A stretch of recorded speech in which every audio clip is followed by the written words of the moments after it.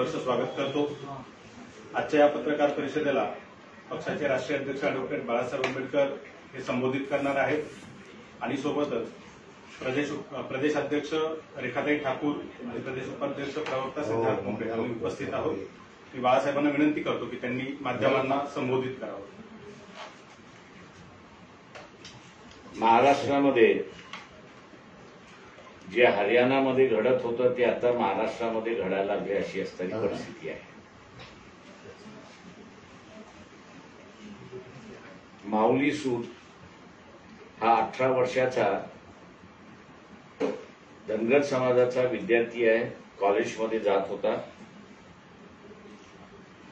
आणि त्याच गावामध्ये रोहिणी नावाच्या असणाऱ्या एका मुलीबरोबर त्याचे संबंध होते। त्या संबंध जुळणार नाहीत असं या माऊली सूदच्या आईने आणि वडिलांने त्या मुलीच्या असणाऱ्या आई वडिलांना सांगण्यात आलं। रोहिणी या असणाऱ्या मराठा समाजाच्या आहेत।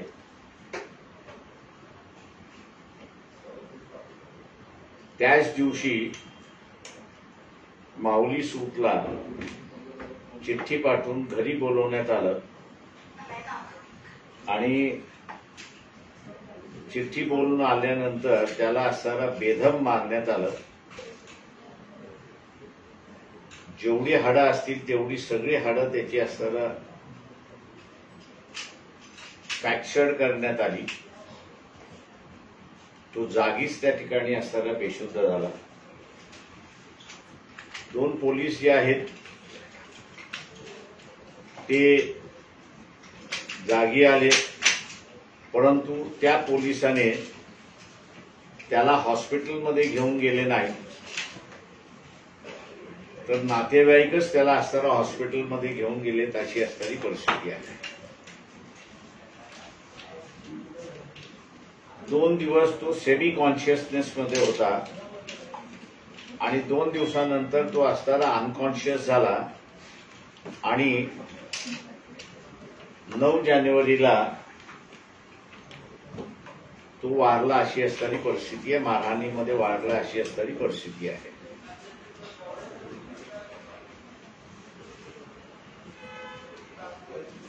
बीडच्या बॅकग्राऊंड वरती हे प्रकरण ज्यावेळेस बघितलं जाते त्यावेळेस धनगर वर्सेस मराठा अशीच लातूरमध्ये अंतर्गतरित्याने मांडणी केला जाते अशी असणारी परिस्थिती आहे। जो सिरियसनेस असणारा शासनाने घेतला पाहिजे होता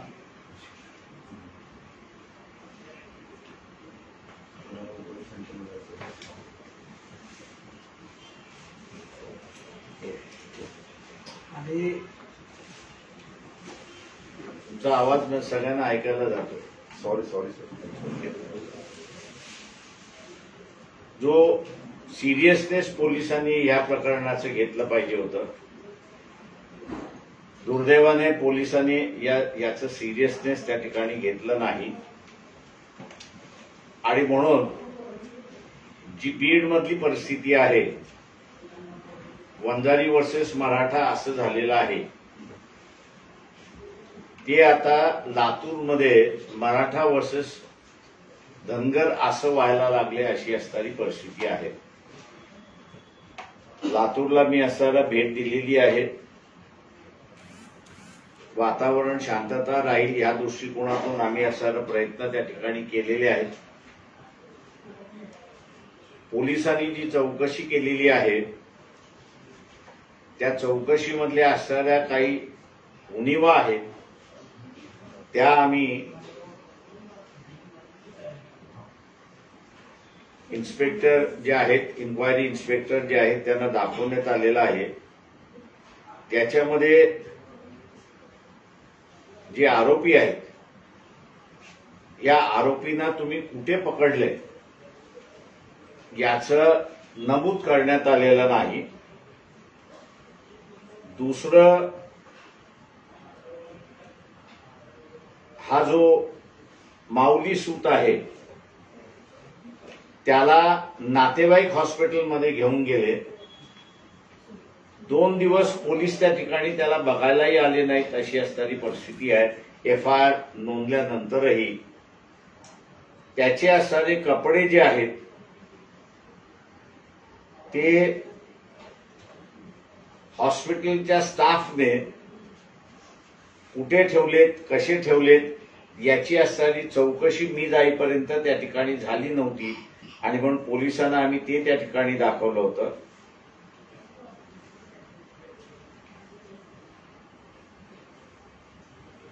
त्याच्यानंतर सायंकाळी 9 वाजता जे बोलवण्यात आलं होतं त्यावेळेस या माऊलीला चिठ्ठी आली होती की तुम्ही असताना 9 वाजता येऊन भेटा. तेव्हा ही चिठ्ठी सुद्धा कॉन्फिस्केट करण्यात आलेली नाहीये. तिची फक्त असताना झेरॉक्स त्या ठिकाणी घेण्यात आलेली आहे. तेव्हा पोलिसांना आम्ही सांगण्यात आले की ओरिजिनल त्याची असताना घ्या आणि ओरिजिनल घेऊन त्याची फिंगरप्रिंट एक्सपर्ट जे आहे त्या फिंगरप्रिंट एक्सपर्टला त्या ठिकाणी असताना रिफर करा, कारण जेणेकरून ही चिठ्ठी कोणी लिहिलेली आहे, त्या मुलीने रोहिणीने लिहिलेली आहे की तिच्या वतीने कोणी लिहिलेले आहे याचा असताना चौकशी त्या ठिकाणी झाली पाहिजे अशी असणारी परिस्थिती आहे. माऊली सूटचा असणारा जो मोबाईल आहे तो मोबाईल जप्त केला पाहिजे होता, कारण तो मोबाईल असणारा त्याला ज्या ठिकाणी मारण्यात आलं त्या ठिकाणी आणि मारणाऱ्यांनी त्याचा असणारा मोबाईल काढून घेतलेला आहे, तो जप्त केला नव्हता असं आमचं लक्षात त्या ठिकाणी आलेलं आहे. त्याच्याच बरोबर त्याला मारत असताना गाव जमलं होतं हे बरोबर आहे, पण कोणीतरी आय विटनेस आहे का याचाही शोध शासनाने त्या ठिकाणी केला नाही. ज्याच्याने त्याला मारण्यात आलेला आहे म्हणजे मोटरसायकलचं जे ऍब्झॉर्बर आहे किंवा रॉड आहे किंवा त्याचं सायलेन्सर पाईप आहे तो काढून त्याच्यातून ज्याला असताना मारण्यात आलेला आहे तेही कॉन्फिस्केट केलेलं नाही अशी असणारी परिस्थिती आहे. त्याच्याच बरोबर जे डॉक्टर होते त्या डॉक्टरांचं जे स्टेटमेंट घेण्यात आलं पाहिजे होतं की नेचर ऑफ इंजरी कशी आहे याचंही त्या ठिकाणी झालेलं नाही अशी असणारी परिस्थिती आहे. आणि सगळ्यात दुर्दैव म्हणजे तो अनकॉन्शियस स्थितीमध्ये असताना त्याला डिस्चार्ज दिलेला अशी असणारी परिस्थिती आहे. घरातल्यानी स्वतःची असणारी 5 एकर जमीन त्या ठिकाणी विकलेली आहे आणि ती 5 एकर विकून त्याला दुरुस्त करण्याचा म्हणजे मेडिकल अटेन्शन देण्याचा असणारा प्रयत्न केला. त्याला शेवटच्या याच्यापर्यंत नर्स त्या ठिकाणी देखरेख करायला असणार होती. ती नर्सचं सुद्धा असताना स्टेटमेंट अजून त्या ठिकाणी घेण्यात आलेलं नाही अशी असणारी परिस्थिती आहे. मी इथल्या सर्व राजकीय पक्षांना असताना विनंती करणार आहे की ज्या पद्धतीने त्याला मारण्यात आलंय, घरी बोलवलेलं आहे आणि नंतर त्याला मारण्यात आलेलं आहे, हे ज्याला आपण असणारा म्हणतो की एका प्रकारचं असणारं एक ऑनर किलिंग आहे. स्वतःच्या जातीचं वर्चस्व ज्या भावनेतून त्याला असणारं जे मारण्यात आलेलं आहे ते मी असताना मानतो त्या ठिकाणी सिरियसनेस आहे. याला कुठल्याही राजकीय पक्षाच्या कार्यकर्त्याने म्हणा किंवा तिथल्या असणारे बीजेपीचे आमदार आहेत, राष्ट्रवादीचे आमदार आहेत, काँग्रेसचे आमदार आहेत, या कोणीही त्यांच्या कुटुंबाला त्या ठिकाणी असणारा भेट दिलेली नाही. मी माननीय मुख्यमंत्री यांना असणारी विनंती करतोय की महाराष्ट्रामध्ये असणारं अशा पद्धतीचं ऑनर किलिंग व्हायला सुरुवात झालं तर महाराष्ट्र आणि हरियाणा याच्यामधला काहीच फरक राहत नाही अशी असणारी परिस्थिती आहे. आणि म्हणून कुठल्या तरी मंत्र्यांना, पालकमंत्री असेल किंवा इतर कोणी मंत्री असेल, त्यांना त्या गावाला जाऊन त्या माऊली सूत यांच्या कुटुंबियांना भेट देऊन शासनाने त्यांना असणारा मदत त्या ठिकाणी करण्यात यावी. दुसरं या सगळ्यात ह्याच्यामध्ये महत्वाचं आहे की ऑनर किलिंग ज्या ठिकाणी असणारं होतं त्या ठिकाणी शासनाने कुठल्याही पद्धतीचं धोरण आखलेलं नाही अशी परिस्थिती आहे. तेव्हा शासनाला आम्ही असणारा विनंती करतो की जी एससी एसटीच्या संदर्भातला असणारा अत्याचाराच्या संदर्भातलं किंवा त्यांचा असणारा खून करण्यात आल्याच्या संदर्भातला जो GR काढण्यात आलेला आहे तो GR जशाचा तसा या ऑनर किलिंग जे आहे त्या ऑनर किलिंगला सुद्धा त्यांनी लावण्यात यावा.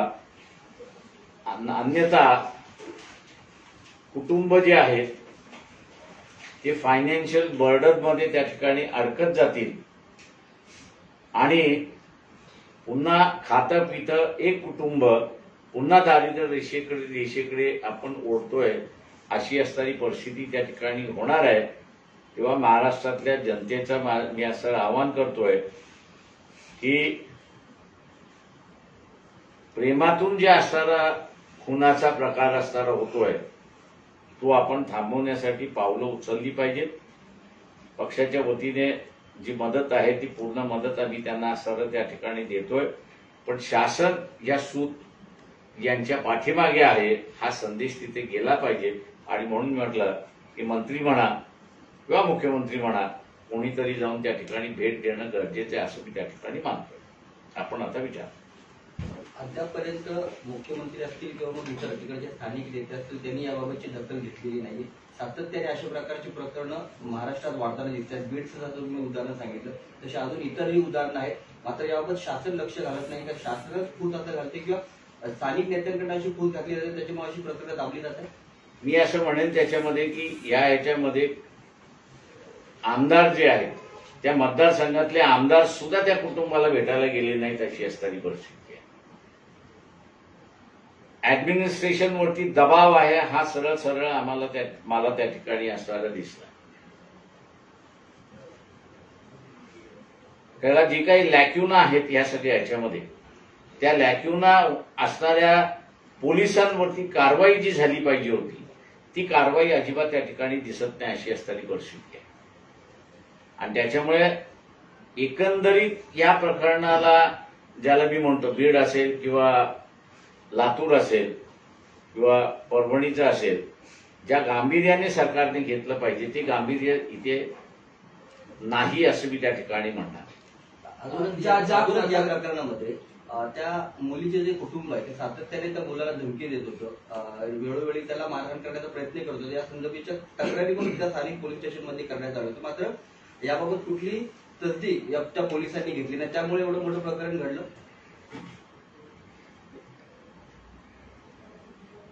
त्यांचे वादावादी होत्या का तर मी असं म्हणेन त्याच्यामध्ये रोहिणी ही जी मुलगी आहे तिनेच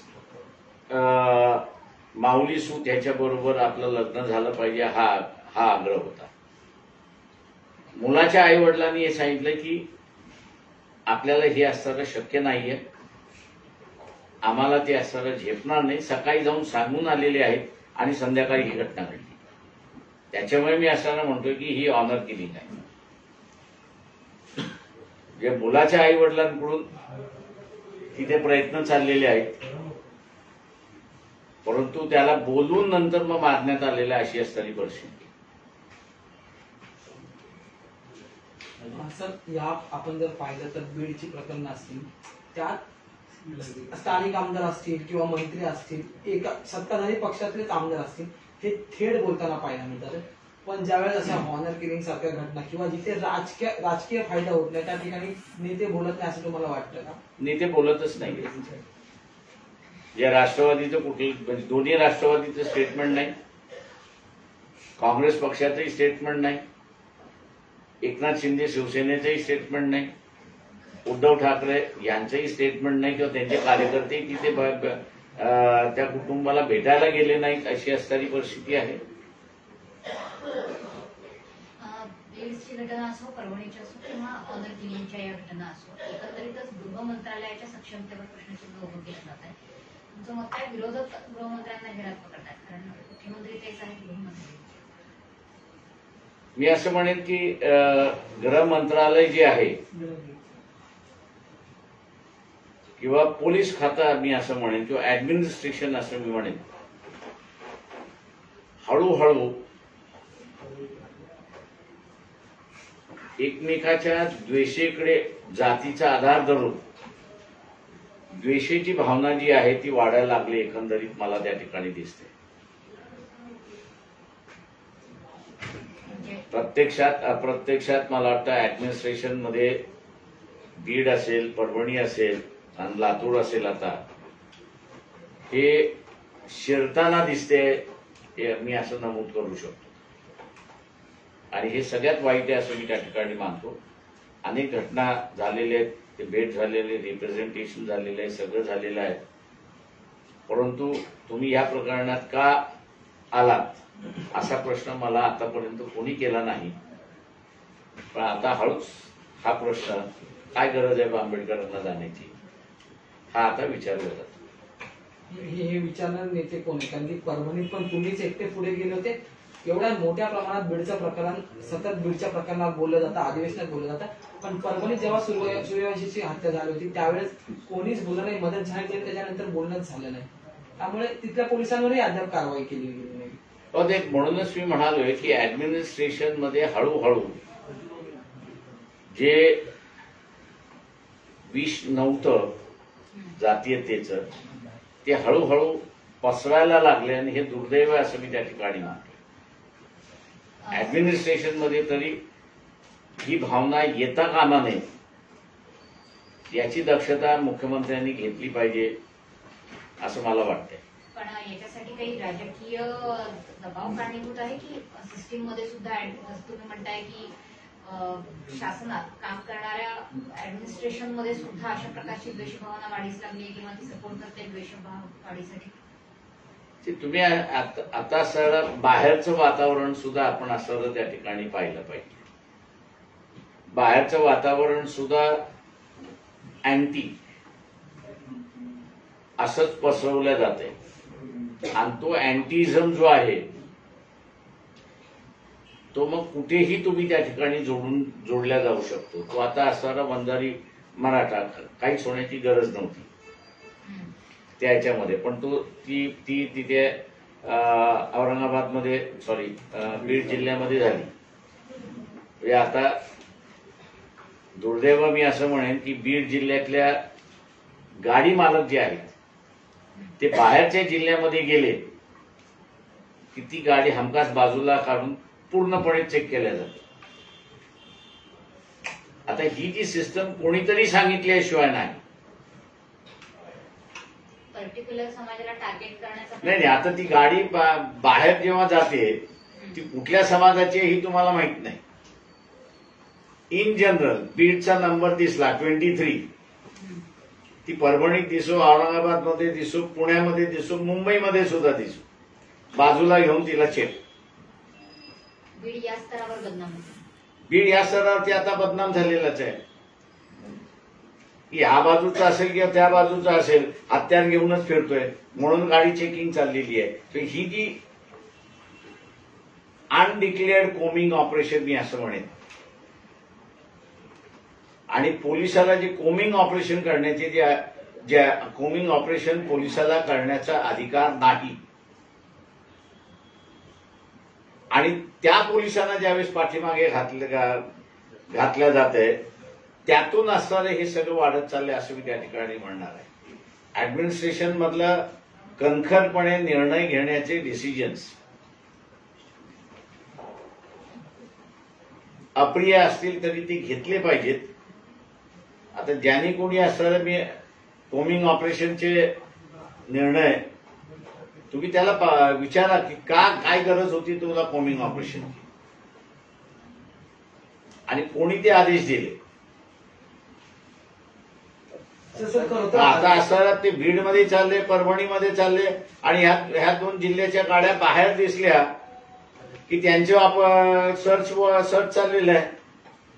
पण या सर्वांच्यावरती कारवाई करताना सरकारची पण एक इच्छाशक्ती असावी लागते, पण सरकारची इच्छाशक्ती नसल्या कारणाने जे अधिकारी आहेत ते काम करत नाही आणि त्यामुळे असं सगळं वातावरण होते. कारण फक्त बीड किंवा परभणी किंवा असं येत नाही तर पुरा राज्यभरामध्ये असं प्रकारचे चित्र दिसते की अशा छोट्या छोट्या घटना घडतात, मात्र छोट्या घटनाच नंतर पुढे जाऊन त्या मोठ्या होतात. आपण म्हणाल ते बरोबर आहे की वातावरण फारच गंभीर आहे, अशी परिस्थिती आहे आणि कुठल्या प्रश्नावरती कधी स्फोट होईल, कुठे होईल हे सांगता येणार नाही, अशी स्फोटक परिस्थिती आहे. सर खरं तर हाच प्रश्न आहे की आता कालच एक बीड जिल्ह्याचं पुन्हा एकदा एक सीसीटीव्ही समोर आलं चहाच्या टपरीवरचं, त्याच्या बाजूच्या दुकानात जाऊन वाल्मिक कराड यांनी खंडणीचा प्रयत्न केला. या संपूर्ण 4 आरोपींसोबत जे PSI होते ते सुद्धा त्या व्हिडिओमध्ये पाहिले जातात. त्या PSIना फक्त सस्पेंड केले, थेट नोकरीवरून काढून देण्यात आले. पोलीस खंडणीच्या गुन्ह्यात त्या गुन्हेगारांसोबत पाहायला मिळतात आपल्याला महाराष्ट्रात. ही कितपर्यंत गृहमंत्र्याचं फिरेल वाटतंय तुम्हाला? तुम्हाला जर हे पिक्चर बघायचं असेल तर मला वाटतं तुम्ही आता एक्सप्रेस हायवेवरती गेलात, ट्रॅफिक पोलीस हा असताना फार मोठा उदाहरण आहे. त्याला गाडी चेक करण्याचा पहिल्यांदा कायद्याने त्याला अधिकार नाही, पण एंट्री पॉइंटवरती आणि एक्झिट पॉइंटवरती हे ट्रॅफिक पोलीस बसलेले असतात. तुमच्याकडे लायसन्स नाही, तुमच्याकडे अमुक नाही, तुमच्याकडे हे नाही, तुमच्याकडे ते नाही, तुमच्याकडे ते नाही, असं जे आहे हे करून 2-2, 3-3 हजार फाईन लावून, आत्ताचं मी असं म्हणेन जेवढ्या चौक्या आहेत ट्रॅफिक पोलीसवाल्यांच्या त्यांना टार्गेट्स दिलेले आहेत की महिन्याचे 2,000 गाड्या तुम्ही पकडल्या पाहिजेत. आता समजा 2,000 जर पॉइंट्स असतील तर 2,000 मल्टिप्लाइड बाय 2,000 किती झाले? एवढ्या गाड्या महिन्याभरामध्ये त्यांना पकडायच्याच आहेत. परभणीचं एक- नाही, हे टार्गेट कोणाकडे दिलं? होम मिनिस्टर हे होम मिनिस्ट्रीकडून दिलेलं टार्गेट आहे, माझा आरोप आहे. काय traffic? थेट देवेंद्र फडणवीसांवर आरोप करतो. आता कोणी असेल ट्रॅफिक मला माहित नाहीये. नाही, ट्रॅफिक पण- डिपार्टमेंटने पण दिलेला या- असताना गेल्या- हे गेल्या- ट्रॅफिक डिपार्टमेंटने दिलेला हा टार्गेट आहे, हा माझा आरोप आहे. सर गेल्या सरकारमध्ये सुद्धा असा आरोप झाला होता की 100 कोटींचं टार्गेट देण्यात आलंय आणि अनिल देशमुखांच्या बाबतीत ते आरोप झाले. नंतर त्यांना राजीनामा द्यावा लागला आणि नंतर त्याची चौकशी सगळा इतिहास आपल्याला माहिती आहे. आणि ती केस दाबण्यात आली पुन्हा. मग तशाच पद्धतीचं टार्गेट हे आहे आणि किती कोटींचं तसे हे माझ्या अंदाजानं म्हणजे ते व्यक्तिगत स्वरूपाचं टार्गेट होतं. हा. हे टार्गेट जे आहे ते फाईन टार्गेट आहे. यंत्रणेला तुम्ही 2,000 महिन्याभरामध्ये एका चौकीने 2,000 गाड्यांना तुम्ही फाईन लावलाच पाहिजे आणि सरकारच्या तिजोरीमध्ये भरला पाहिजे. म्हणजे हा करप्शनचा भाग नाही, हा लोकांना नडवण्याचा भाग आहे. पण याच्यातून फायदा कोण घेत आहे? सिस्टीम सिस्टीम, शासन. गंगाजली नसेल तर तुम्ही टेंडर काढणार कुठून? म्हणजे लाडक्या बहिणींचे पैसे अशा पद्धतीने वसूल केले अशा जातात. कुठल्याही पद्धतीने सर याच्यात पुन्हा तेच आहे की पोलीस खंडणीच्या आरोपी मध्ये सोबत फिरतात ते म्हणजे ते कसं ते फार मोठ्या प्रमाणाचं आहे याच्यामध्ये. मला आता मध्यंतरी मीरा बोरवणकर यांचं असणारं एक आर्टिकल सुद्धा होतं की त्यांचं असणारं पुस्तक सुद्धा आहे. दुर्दैवाने असं त्या पुस्तकामधलं मी मिसिंग असं म्हणेन की त्यांचा फोटो टाकला पाहिजे होता की दाऊदच्या पार्टीमध्ये मंत्री कोण होते, आमदार कोण होते, मुख्यमंत्री कोण होते, त्यांनी तो फोटो टाकला असता तर फार बरं झालं असतं असं मला वाटतंय. आणि तो व्हायरल होता, ते काही नवीन नव्हतं. त्यावेळेस एका कुठल्या तरी वार्ता म्हणजे डेली न्यूजपेपरमध्ये तो फोटो येऊन गेला होता. सर परभणीमध्ये त्या तरुणाची जी कस्टडीमध्ये मृत्यू झाला होता, तर आता असं माहिती समोर येते की मणका त्याला मोडल्यामुळे पोलिसांचा मार दिला होता, पोलीस त्यांचा मणका मोडला आणि त्याच्यामुळे त्याचा मृत्यू झाला. त्याचं आधी कारण वेगळं सांगण्यात आलं. ते मुख्यमंत्र्यांनी हाऊसमध्ये जे स्टेटमेंट केलं ते फॅक्च्युअल स्टेटमेंट नव्हतं, वेळ मारून घेऊन जाण्याचं असणारं स्टेटमेंट होतं. आणि आता ज्यावेळेस आम्ही असणारं क्लिनिकल फॉरेन्सिक औरंगाबादमध्ये करून घेतलं, त्याच्यामध्ये एक दिसण्यात आलंय की त्याचा मणका जो आहे तो मोडण्यात आला आणि त्या मणक्यामुळे त्यांचा असणारा डेथ झालेला आहे. त्याच्यामुळे असणारा पोलीस जबाबदार आहेत या सोमनाथ सूर्यवंशीच्या हत्येला. आणि दुसरं असं म्हणेन की हे काही क्रिमिनल नाहीये, त्याची पास्ट हिस्ट्रीमध्ये एकही केस त्याच्यावरती नाहीये. तो आंदोलन करता आहे आणि तुम्ही आंदोलन करताना मारताय असं ज्यावेळेस होत आहे त्यावेळेस हे मला वाटतं इनडायरेक्टली ऑर्डर्स कोणाकडून तरी आले असले पाहिजेत की मोर्चे निघाले, आंदोलन झाले, झोडा पोलीस स्टेशनमध्ये घेऊन जा, अजून झोडा मारा, हे कोणीतरी आदेश दिलेले आहेत. चांगलं आहे की इथे असणारा जज नेमण्यात आलेले आहेत. आम्ही त्या इन्क्वायरीच्या माध्यमातून हे आदेश कोणी दिले, काय दिले, काढण्याचा असणारा प्रयत्न त्या ठिकाणी करू. सर बदलापूर प्रकरणात सेम असं झालेलं आहे. ज्यावेळेस त्या अक्षयचा एन्काउंटर करण्यात आला होता, कोर्टाने सांगितलं की हे चुकीच्या पद्धतीने केलेलं आहे आणि संबंधित पोलिसांवर कारवाई देखील निर्देश देण्याचे कोर्टाने दिले. कसं बघताय एकत्रित या सर्व प्रकरणामध्ये कुठेतरी पोलिसाला मी असं म्हणेन की ऍडमिनिस्ट्रेशन जे आहे, पॉलिटिकल ऍडमिनिस्ट्रेशन जे आहे, हे एक्झिक्युटिव्हला आता वापरायला लागलेलं आहे. दुर्दैवाने मी असं म्हणेन की जी काही भारतीय घटना आहे त्या भारतीय घटनेने एक्झिक्युटिव्हला पूर्णपणे अभय दिलेला आहे. तो अभय म्हणजे इन्क्वायरी शिवाय त्याला काढता येणार नाही. आणि इन्क्वायरीमध्ये सुद्धा 2 महत्वाच्या बाबी त्या ठिकाणी नमूद करण्यात आलेल्या आहे, 3 केल्यात आलेल्या आहे. एक तर तुम्ही देशाच्या विरोधात, दुसरं असणारं जे आहे तुमच्यावरती गंभीर आरोप आहेत वसुली करणं किंवा अमुक याच्यामध्ये करणं, किरकोळ याच्यासाठी तुम्हाला असणारं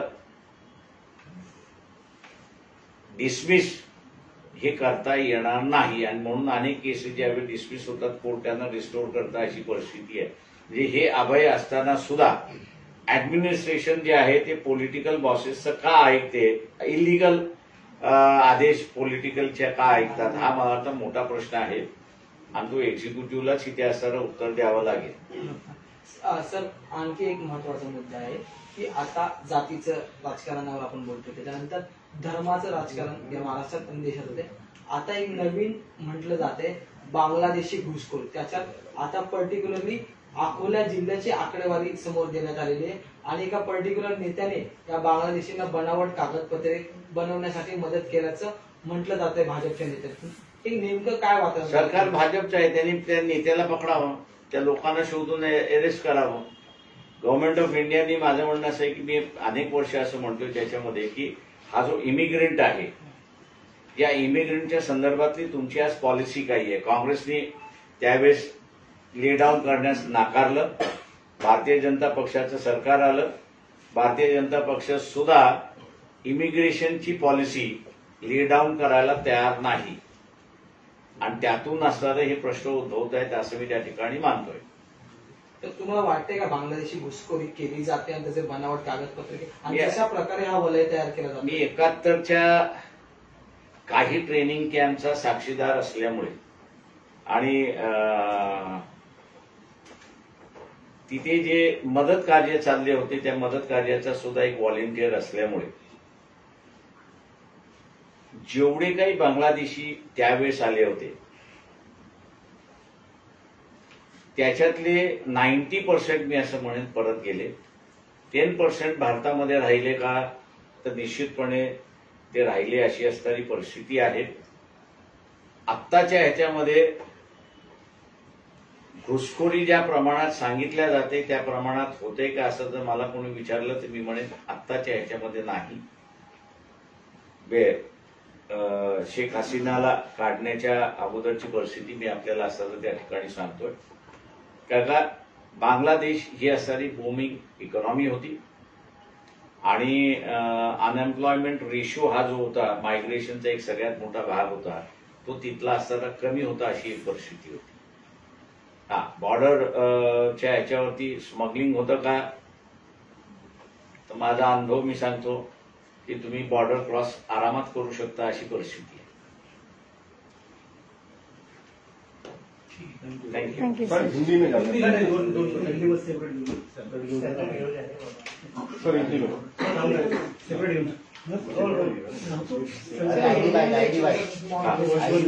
माऊली सूट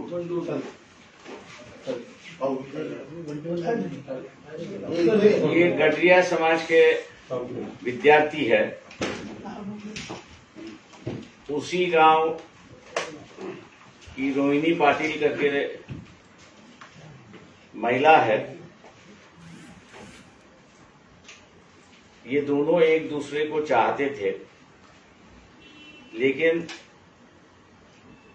ये सूद परिवार जो है, इन्होंने रोहिणी के माँ और पिताजी को जाके बताया कि ये पॉसिबल नहीं है, हम बहुत गरीब हैं, आप लोग बहुत अमीर हो और इसलिए ये रिश्ता नहीं हो सकता है. जिस दिन ये बताया गया उसी दिन माऊली सूद को जो है वो बुलाया गया और उसको 8-10 जन मिलके इतना पीटा कि वो अनकॉन्शियस हो गया. हॉस्पिटल में ले गए, लेकिन हॉस्पिटल में भी उनको अनकॉन्शियस तरीके से उनको अनकॉन्शियस होते हुए भी उनको डिस्चार्ज करवा दिया और 2 दिन के बाद उनकी 9 जनवरी को जो है उनकी मौत हो गई. ऐसी एक परिस्थिति है. ये पहली बार है कि जो सैराट की जो कहानी है वो लातूर जिले में दोहराई गई. ऐसी एक परिस्थिति है. दुर्भाग्य मैं ये कहूंगा कि सरकार की ओर से किसी ने इस पर ध्यान नहीं दिया, तवज्जो नहीं दिया, ना कलेक्टर ने दिया, ना वाकई पुलिस प्रशासन ने दिया. ऐसी एक परिस्थिति है. ना वहां के जितने भी चुने हुए एमएलए जो है, मेंबर ऑफ लेजिस्लेटिव असेंबलीज है, या वहां का मेंबर ऑफ पार्लियामेंट जो है, रिजर्व सीट होने की वजह से भी उन्होंने इस परिवार को देखा नहीं है, ना इस गांव को उन्होंने एक विजिट भी किया. ऐसी एक परिस्थिति है.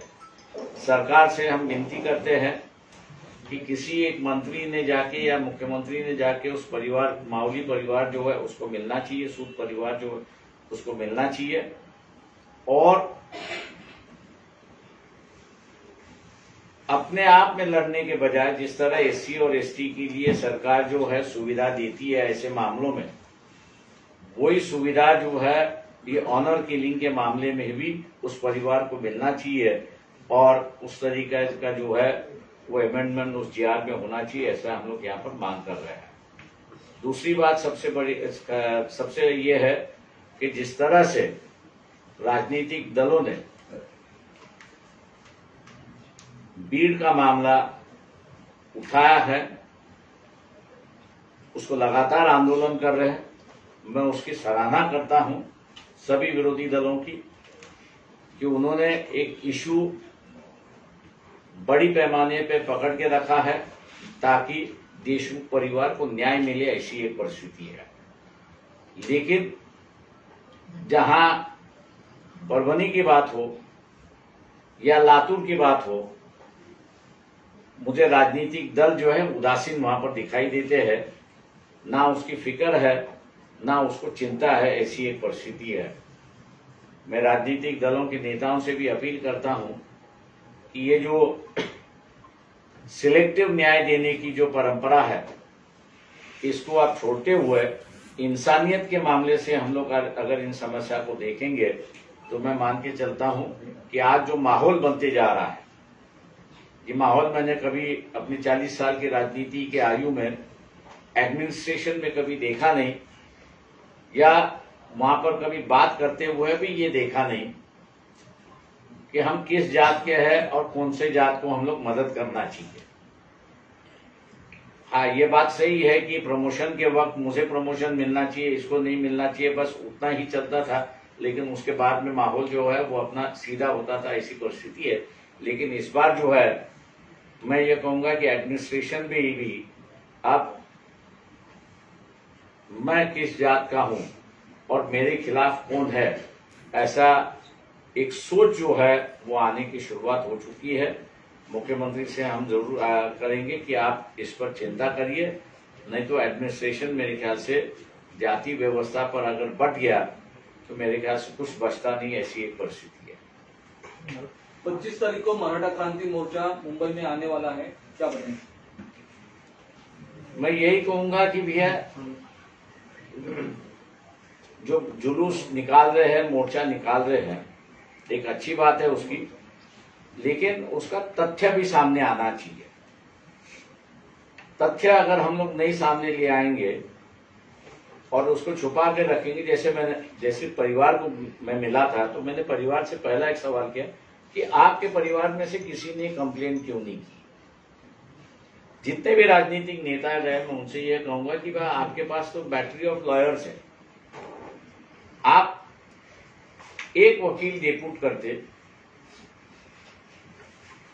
और एक वकील डेप्यूट करने से उसकी एफआईआर कैसे रजिस्टर होनी चाहिए, सही मामले में कौन कौन आरोपी है उनके अगर नाम वहां पर आते तो शायद मेरे ख्याल से ये मामला जो अब बिगड़ता हुआ दिखाई देता है शायद उस वक्त वो बिगड़ता नहीं है।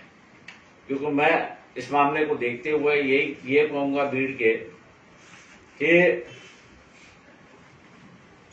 देशमुख जी है उनकी हत्या हो चुकी है।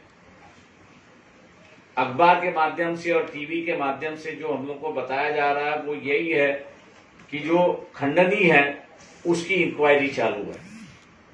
मेरे समझ में नहीं आता है कि राजनीतिक दल जो जुलूस निकाल रहे, आंदोलन कर रहे हैं, खंडनी का मामला है तो है, लेकिन उसके साथ साथ ये हत्या का भी मामला है। हत्या के मामले पर ऐसे चौकसी हो रही है या खंडनी पर चौकसी हो रही है, इसका मेरे ख्याल से खुलासा कहीं भी नहीं आ रहा। ये सबसे बड़ा लैक्यूना है, ऐसे मैं मान के चलता हूं। सर, किरीट सोमैया जी ने बोला है कि अकोला में बांग्लादेशी और रोहिंग्या बड़े तादाद में पाए गए हैं।